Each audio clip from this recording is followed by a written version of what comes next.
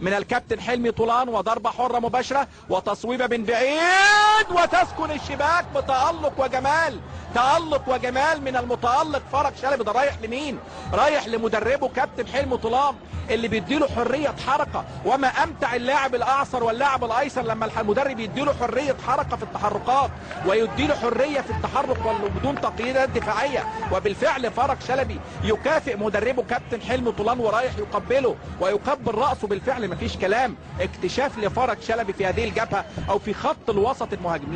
للاسبوع الثاني على التوالي يتقدم او يضع فرج شلبي قدم كبرى ويضع لنفسه قدم في تشكيلة الرئيسية لفريق بتروجيت. الاسبوع اللي فات قلنا احرز هدف في المقاولين، والنهارده بيحرز هدف من ضربة حرة مباشرة، لكن والله بتخدع مصطفى كمال، تصطدم بالحائط البشري كده وتسكن شباك مصطفى كمال ليتقدم بتروجيت على فريق نصر المقصة في الدقيقة 25.